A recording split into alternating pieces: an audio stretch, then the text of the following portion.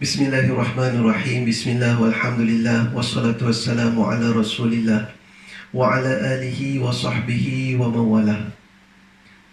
Assalamualaikum warahmatullahi wabarakatuh. Selamat datang tuan-tuan. Selamat datang lagi ke Taman Ilmu Riyadhus Salihin, taman orang-orang yang soleh.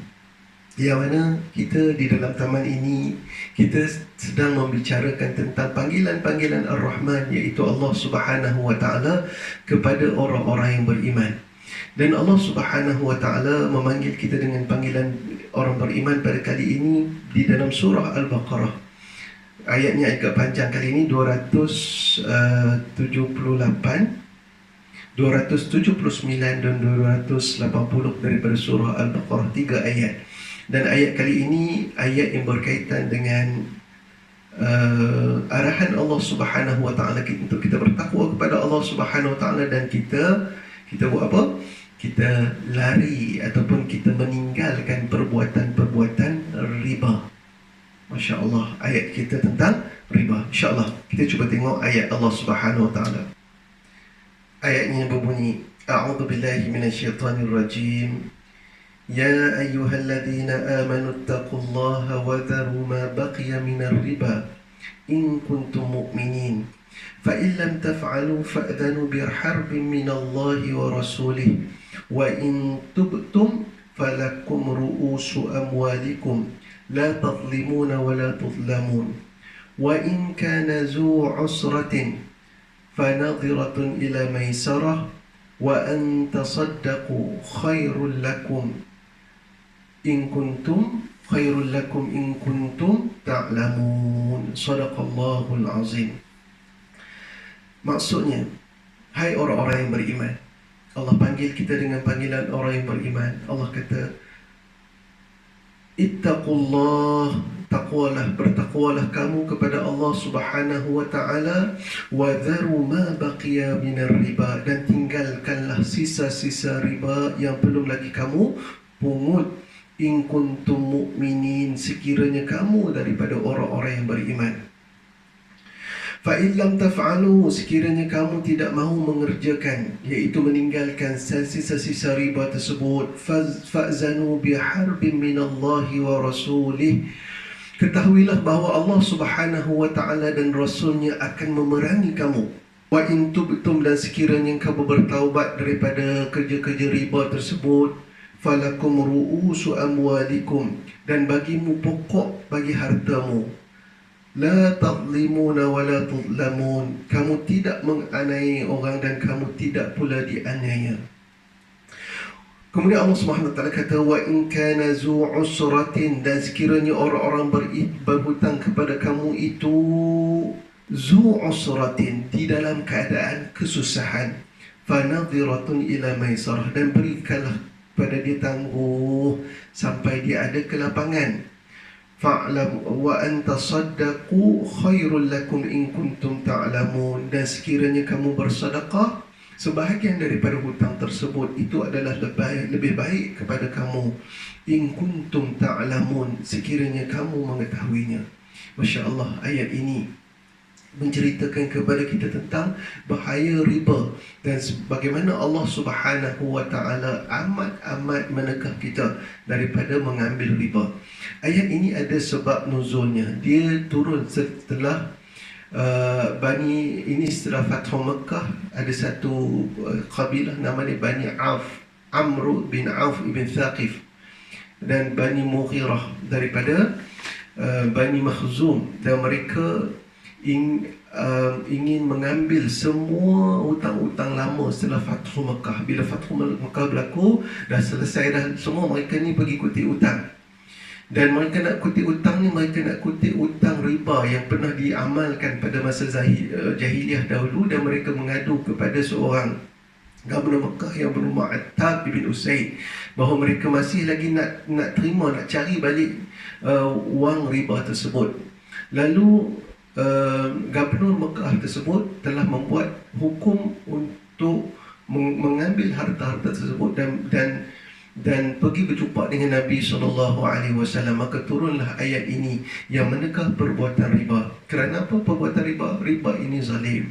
Riba ini menzalimi, dan banyak orang-orang yang teranaya terhadap perbuatan riba tersebut, sehinggalah dalam satu ketika Bani Mughirah satu berhadapan dalam kesusahan.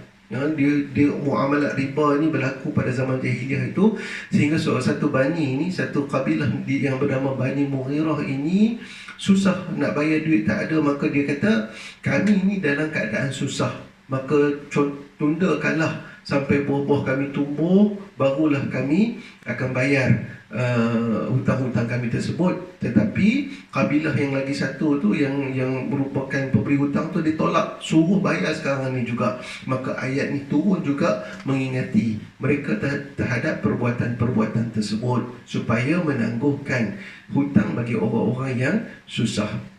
Jadi tuan-tuan yang dirahmati Allah Subhanahu Wa Taala, dalam hidup ini ada benda yang senang kita nak buat, ada benda yang susah kita nak buat. Benda yang berkaitan dengan harta, kita nak hilang harta dan sebagainya, perkara ini benda yang susah kita nak lakukan. Jadi Allah Subhanahu Wa Taala memanggil kita dengan panggilan iman, menyentuh iman di dalam jiwa kita. Sekiranya kamu beriman, maka imanlah yang merupakan kekuatan untuk kita menolak kita untuk beramal. Walaupun perkara yang diarahkan oleh Allah Subhanahu Wa Taala itu melibatkan kerugian kepada kita, walaupun perkara yang diarahkan oleh Allah Subhanahu Wa Taala itu tidak disukai, tetapi kerana iman yang ada di dalam jiwa kita, insya-Allah kita boleh laksanakan titah perintah Allah Subhanahu Wa Taala dengan sepenuh keyakinan. Keyakinan apa? Keyakinan bahawa apa yang Allah Subhanahu Wa Taala perintahkan kepada kita, apa yang Allah Subhanahu Wa Taala perintahkan kepada kita di dalam Al-Quran adalah merupakan sesuatu yang akan mendatangkan kebaikan kepada semua. Jadi Allah Subhanahu Wa Taala sebut, Allah kata, wadharu ma baqiya minar riba. Tinggalkanlah, kalau saki-saki baki riba yang ada itu, tinggalkan. Kalau kamu nak buat riba pun tinggalkan. Jangan lagi buat perkara-perkara yang berkaitan dengan riba, kerana Allah Subhanahu Wa Taala larang perbuatan riba tersebut. Kemudian Allah Subhanahu Wa Taala kata, in kuntum mu'minin, sekiranya kamu beriman, kamu yakin dengan Allah, walaupun kamu nampak pada riba terdapat keuntungan, nampak senang dapat untung daripada riba tersebut, tapi kalau kamu beriman kepada Allah, tinggalkan riba. Kalau kamu beriman kepada janji Allah, kamu beriman dengan Al-Quran, tinggalkan riba. Kemudian Allah kata, Allah sebut, fa illam taf'alu, sekiranya lam taf'alu, kamu tak buat, tak nak tinggalkan perbuatan riba tersebut, fa'dhanu biharbin minallahi wa rasulih, maka ketahuilah bahawa Allah Subhanahu Wa Taala akan memerangi kamu. Masya Allah. Bagaimana manusia nak berperang dengan Allah? Bagaimana manusia yang berperang dengan Rasulullah sallallahu alaihi wasallam? Orang yang berperang dengan Allah, orang yang berperang dengan Rasulullah sallallahu alaihi wasallam, wallahi mereka tidak akan berjaya. Bahkan mereka yang nak perang dengan Allah, nak bantah dengan Allah, nak berperang dengan Rasulullah sallallahu alaihi wasallam, mereka akan kalah dan pastinya terduduk terhina di atas muka bumi ini. Mereka akan tersungkur kerana mereka berperang dengan Allah Subhanahu Wa Taala. Kemudian Allah Subhanahu Wa Taala kata, bagi orang-orang yang tidak mahu berperang dengan Allah, orang yang nak bertaubat terhadap perbuatan-perbuatan riba, Allah Subhanahu Wa Taala kata, wa in tubtum falakum ru'usu amwalikum, sekiranya kamu orang-orang yang nak bertaubat, Allah sebut bagi orang yang nak bertaubat ni, mereka boleh ambil falakum ru'usu amwalikum, kamu semua orang-orang ini boleh ambil modal ru'usu amwalikum yang telah orang pinjamkan kepada kamu, ambil modal saja. Tetapi jangan ambil perbuatan riba, keuntungan daripada riba tersebut, bunga-bunga daripada riba tersebut, tinggalkan kepada penghutang mereka. Jangan ambil, sebab itu bukan hak kamu. Duit riba tinggalkan, sebab duit riba ini bukan milik sesiapa, dia bukan milik bagi orang yang mendapat keuntungan tersebut. Jadi falakum ru'usu amwalikum, kamu boleh ambil saja modal yang kamu telah berikan pinjaman tersebut, insya-Allah. Allah Subhanahu Wa Taala kata, la tadlimuna wa la tudlamun, kamu tidak akan menzalimi sesiapa dan kamu tidak akan dizalimi, insya-Allah Subhanahu Wa Taala. Kemudian Allah SWT sebut lagi di dalam ayat ini, Masya Allah, hebatnya panduan Allah Subhanahu Wa Taala di dalam Al-Quran. Allah kata, wa in kana dhu usratin. Di dalam sistem Islam ini Allah SWT kata, sekiranya datang kepada kamu orang-orang yang susah, orang yang berhutang kepada kamu itu orang yang susah, yang telah pasti kesusahannya, janganlah dipaksa mereka itu. Hebatnya Allah Subhanahu Wa Taala di dalam ayat Al-Quran, fanadhiratun ila maisarah. Tunggulah, berilah peluang kepada mereka untuk mereka jelaskan hutang mereka, ila maisarah, sehinggalah waktu yang mereka mampu untuk melunaskan hutang-hutang mereka. Jadi orang yang berhutang juga kena faham, jangan mengambil kesempatan. Jangan mengambil kesempatan terhadap apa yang Allah Subhanahu Wa Taala berikan kelonggaran. Sekiranya orang yang mengambil kesempatan pula terhadap perbuatan ini, mereka sangka saja nak tangguh, dia kata dia susah, dia tipu dan sebagainya, maka Allah juga akan cabut keberkatan daripada kehidupan mereka. Tapi rahmatnya sistem Allah Subhanahu Wa Taala, belas kasihannya Allah Subhanahu Wa Taala kepada orang-orang yang beriman. Bagaimana Allah nak supaya orang beriman ini sentiasa tolong-menolong? Allah SWT kata, sekiranya yang datang kepada kamu itu pastinya susah. Orang yang susah, orang yang senang tak berhutang. Orang yang senang berhutang juga, tapi untuk kemewahan ini orang yang susah, orang yang berhutang, Allah SWT kata, fanaziratun. Tunggulah sehingga mereka mampu untuk melunaskan hutang mereka. Allah Subhanahu Wa Taala menyeru supaya kita bersikap dengan sikap-sikap tersebut. Sekiranya kita tahu benda-benda tersebut, wa antasaddaqu khairul lakum in kuntum ta'lamun. Kalau kamu tahu rahmat Allah Subhanahu Wa Taala, kamu akan bersedekah. Wa antasaddaqu khairul lakum. Sekiranya kamu, orang tu orang susah, datang pinjam duit kepada kamu, dia nak bayar duit, tak ada duit nak bayar, minta tangguh kepada kamu, kamu sedekah saja kepada dia hutangnya tersebut. Itu Allah Subhanahu Wa Taala kata khairul lakum, adalah baik buat kamu, in kuntum ta'lamun, sekiranya kamu tahu. Kamu tahu apa? Kamu tahu bahawa kebaikan orang-orang yang membuat ihsan selepas berbuat dosa adalah besar di sisi Allah Subhanahu Wa Taala. Kita buat baik, kita buat salah di sisi Allah, manusia semua bersalah di sisi Allah Subhanahu Wa Taala. Tapi bila kita tengok orang susah, kita selesaikan kesusahan dia. Sebab ada kalanya orang susah itu Allah Subhanahu Wa Taala datangkan orang susah itu kepada kita untuk uji kita sebenarnya. Untuk uji kita terhadap harta kita. Sekiranya kita tahu bahawa benda itu adalah merupakan ujian Allah Subhanahu Wa Taala, kita bersedekah kepada dia, maka dia mengambil hak dia di dalam harta, maka itu adalah lebih baik kepada kita di atas firman Allah Subhanahu Wa Taala. Sekiranya kita selepas kita bertaubat daripada dosa, kita buatlah baik. Kita banyak buat dosa, buatlah kebaikan. Apa salahnya buat kebaikan kepada orang lain, kerana itu akan memberikan keberkatan di dalam kehidupan kita. Di dalam satu hadis Nabi SAW, Allah Subhanahu Wa Taala, Nabi SAW sebut, man anzara mu'siran aw wada'a anhu adallahu Allahu fi dhillihi. Sesiapa yang meringankan, menangguhkan kesusahan orang-orang yang susah, atau membebaskannya daripada hutang. Siapa yang orang susah, kita tolong dia, kita berikan tangguh kepada dia, ataupun kita bebaskan dia daripada hutang dia, Allah Subhanahu Wa Taala adallahu Allahu fi dhillihi yaumil qiyamah. Allah Subhanahu Wa Taala, orang ini Allah akan letakkan di dalam naungan Allah.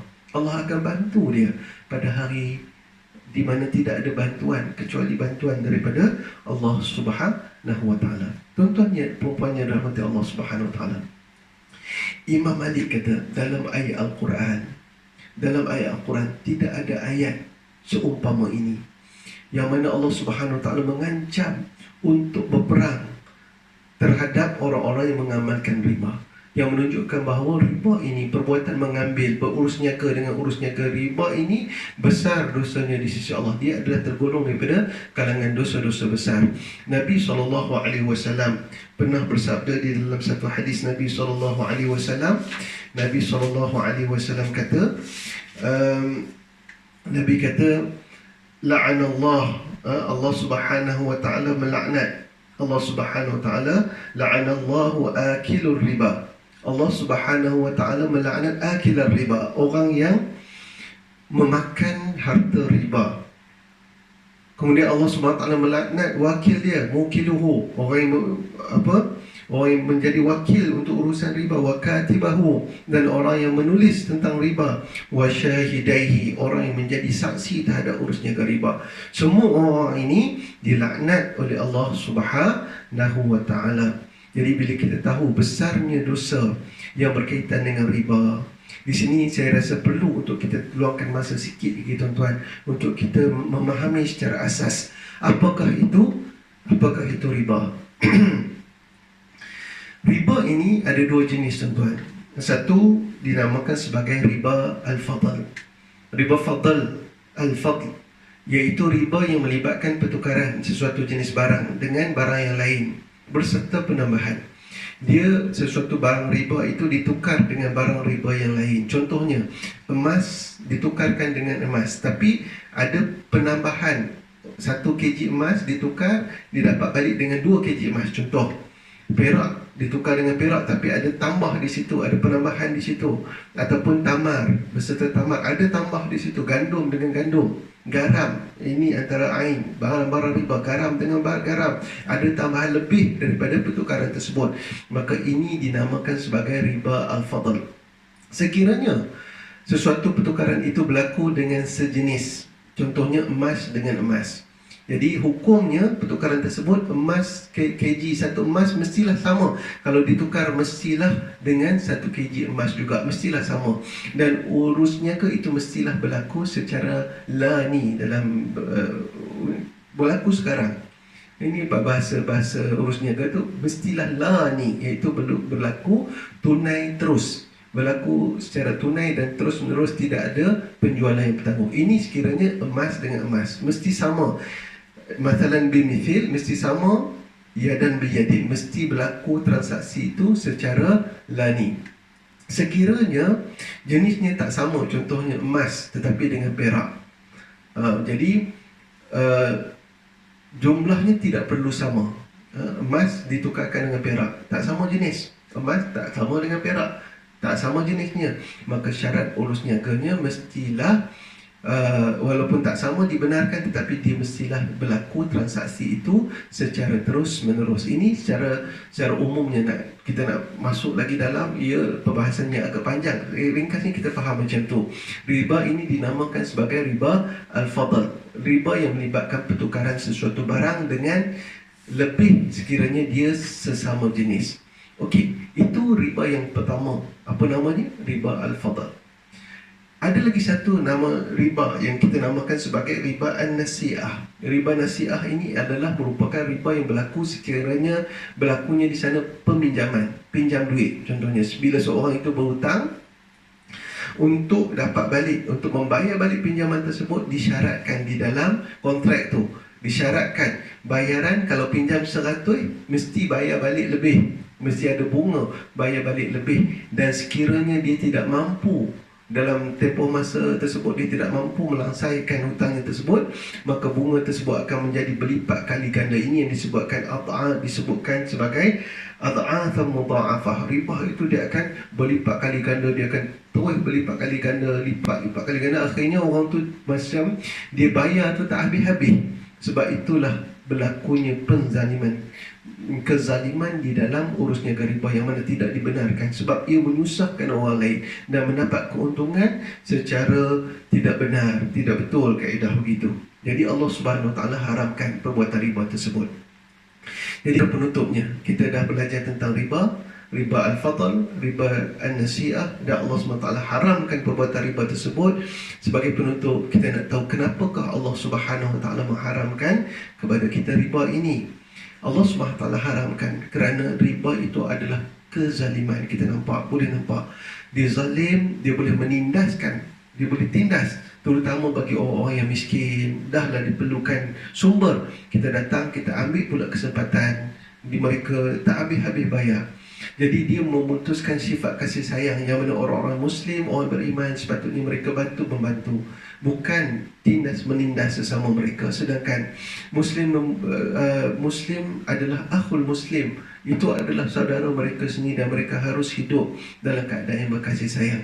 Jika kita nak melimpahkan harta, tuan-tuan, boleh, tetapi bukan melalui jalan riba, tetapi dia adalah melalui jalan perniagaan, bukan melalui jalan riba. Sebab Allah Subhanahu wa taala ahallal bai' wa harrama riba. Allah Subhanahu wa taala menghalalkan urus niaga jual beli. Boleh buat jual beli. Kalau nak dapatkan harta, maka kita berniaga.